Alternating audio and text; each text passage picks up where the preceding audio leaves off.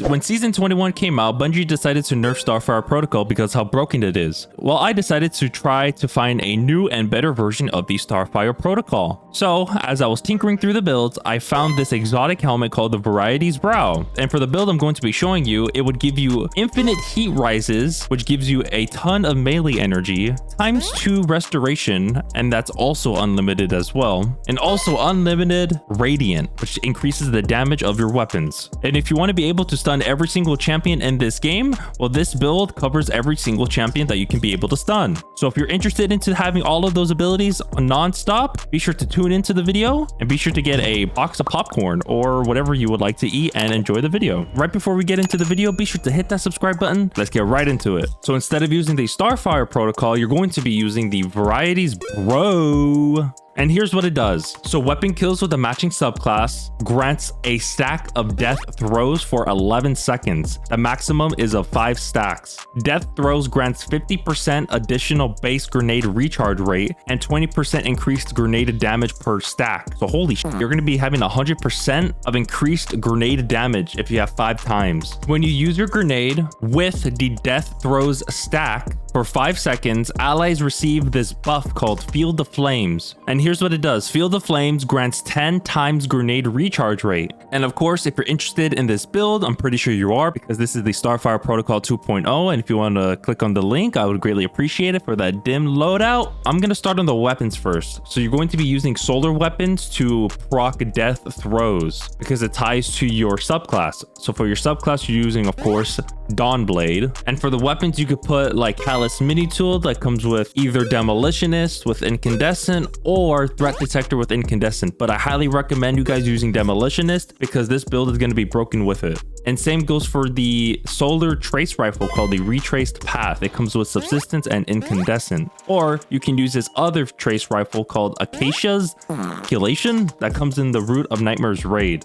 And the perks you'll be looking for that trace rifle is, of course, reconstruction and incandescent. As what you're seeing is that for each solar that has incandescent, you should put it on, and also demolitionist. And for the heavy, I chose using Gallahorn because it's a solar rocket launcher and it's a brain dead weapon because all you would have to do is aim and shoot and everything dies in front of you. So I would recommend you using Gallahorn because from one Gallahorn shot could basically give you ×5 death throws. And for the kinetic weapon, you can choose any kinetic weapon you would like, but for me, I was using Riptide because it stuns unstoppable and overload champions. And the perks that I recommend you using on this weapon is auto-loading holster and chill clip. So starting on the helmet, of course, you're using the Veritys Brow. And for the mods you're going to be using is Ashes to Assets. Of course, you're using the Fusion Grenade because you gain bonus super energy on grenade kills. And this build is trying to replace Starfire. So of course, you're going to be needing to use Fusion Grenades. And you can buff the Fusion Grenade even more by the solar aspect called Touch of Flame. Your Fusion Grenades explode twice. And also you can be able to get heat rises from that fusion grenade by consuming it. And it also gives you restoration and cure every time you consume that grenade. And also when heat rises is active and you would get kills in mid-air like a goddamn plane, it gives you melee energy. And to tie that off even more, the melee weapon, the solar melee you're going to be using is Celestial Fire. I chose this one because it just gives you range. And by using the Celestial Fire, you can be able to get radiant because of the solar fragment called Ember of Torches. And this is another solar fragment that I think is pretty broken. It's called Ember of Benevolence. When you apply Restoration, Cure, or Radiant, it gives you increased grenade, melee, and class ability regeneration for a short duration. Solar fragment is Ember of Empyrean. This is also broken as well. Solar weapon or ability final blows extend the duration of restoration and radiant that are applied to you.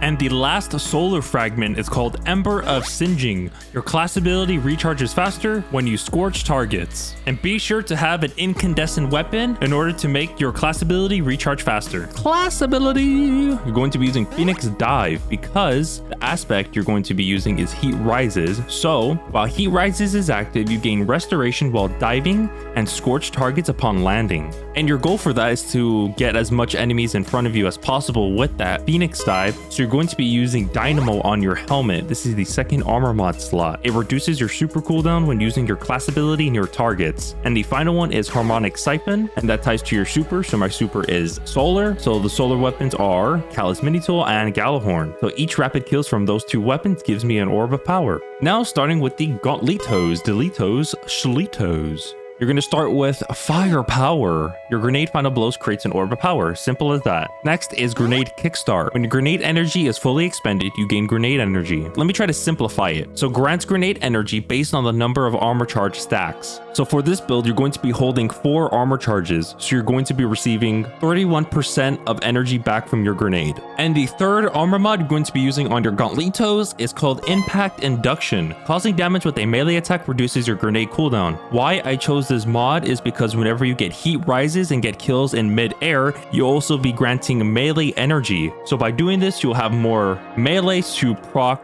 that mod to decrease your grenade cooldown even more. Next, for the chest, there's only one mod that I would highly recommend you using, and it's called Charged Up. Increases the armor charge you can carry by uno. And the other 2 mods are resist mods, but you can choose any resist mods you would like. So I put arc resist and harmonic resist. The 4th armor piece is the Legarunes. And the first one you're going to need if you want to have as much armor charges as possible is stacks on stacks. Picking up an orb of power grants you 1 additional stack of armor charge. So whenever you pick up an orb of power, it would grant 1 armor charge. But by having this mod, it would grant 2 armor charges for the price of 1 orb of power. And if you want to have the most insane cooldown reduction for your grenades, you would need to have Innervation. Reduces grenade cooldown each time you pick up an orb of power. I have it on both of my mods. And the final armor piece is the James Bond on the Warlock.